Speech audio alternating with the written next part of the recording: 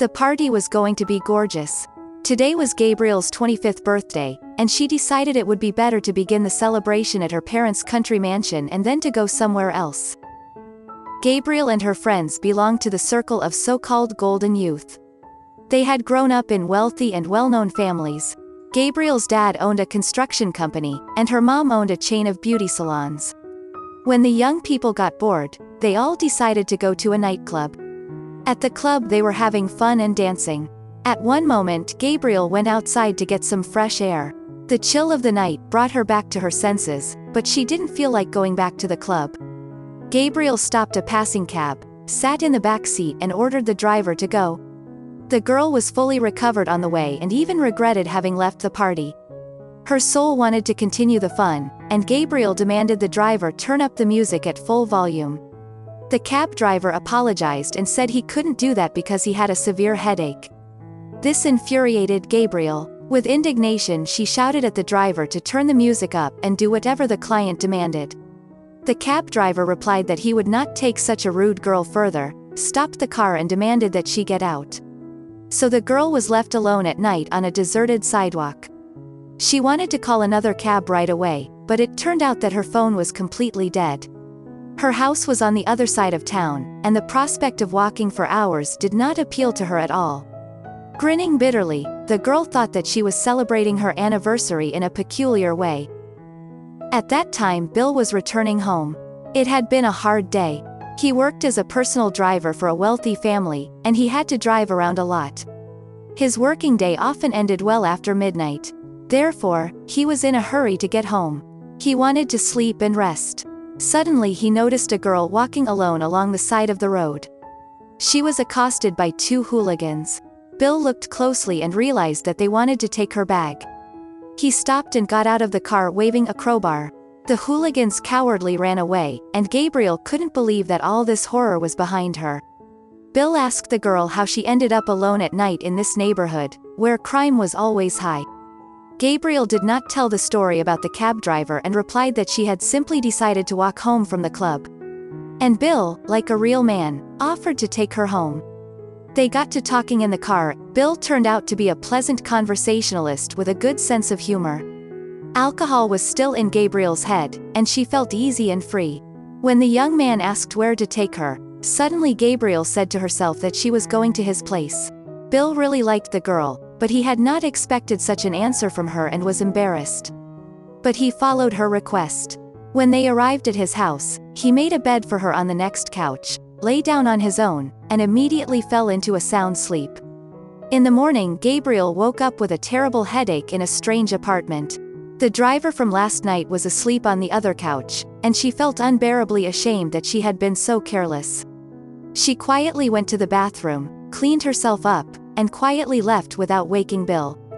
When she arrived home she remembered Bill once more and noted that he was a very nice and kind young man. A pity he was not of her circle. And soon Gabriel forgot all about this adventure.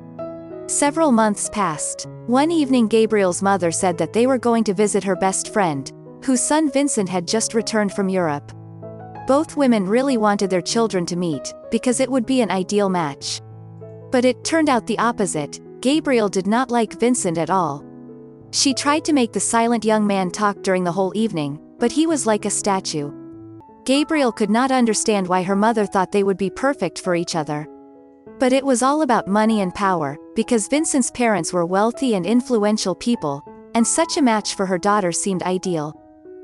After dinner, the hosts offered their guests a ride home in their car with a private driver.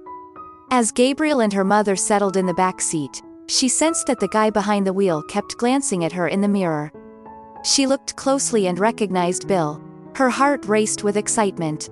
She realized she had waited all these long months to meet him. Bill drove silently, his face hard to read, but she felt he was happy to see her, too. At home her mother was praising the wonderful Vincent, and Gabriel kept thinking of Bill. She decided that their meeting was a sign of fate. The next evening the girl plucked up the courage to go to his house and rang the doorbell. Bill instantly opened the door, as if he was on the threshold waiting for her arrival. They sat in the kitchen, had tea, talked about something, and they felt very good together. A couple of days later Bill called her and asked her out on a date. 3 months passed and they realized that their relationship was serious and decided to get married. When Gabriel told everything to her mother, she was absolutely against Bill. The woman wanted to see her daughter married to Vincent, but she fell in love with their chauffeur. And that is why she did not give up so easily. There was still plenty of time before the wedding, and the old lady hired a detective to find dark spots in Bill's life. The results of the surveillance came even faster than she expected. It turned out that almost every evening after work, Bill arrives at a particular house, goes out with a little girl and takes her for a walk. Then he brings her back, and after that he goes to Gabriel's house. The girl's mother quickly decides that Bill has another woman and child, and that he got involved with Gabriel for money. Gabriel was in a bridal salon trying on dresses when her angry mother called her and told her that her groom had a mistress and a daughter. The girl decided to see everything with her own eyes, and together with the detective and her mother went to the house where Bill came every day. Bill opened the door and tried to calm down the furious bride and future mother-in-law, but they wouldn't listen to him. The women literally burst into the apartment and headed for the bedroom. On the threshold they were dumbfounded. A young woman laid on the bed. She was corseted and completely immobile. Beside her on the floor was a 3-year-old girl playing dice. The woman only slightly managed to turn her head and asked who they were. Bill tried to explain everything to Gabriel and her mother. He told them that 2 months ago his friend Anthony and his wife Megan and their daughter were crushed in a car accident. Anthony died on the spot, and Megan suffered a serious spinal injury and is bedridden. Megan is an orphan and has no one to help her, so every day he comes to them to walk with the girl and do household chores. The guy kept silent for a minute and then added that he did not tell her as he did not want to bother his beloved with her problems. The next day a serious conversation took place between Bill and Gabriel. The girl told him that he should not go there anymore. Gabriel made him a condition that either he leaves Megan with her daughter, or there will be no wedding.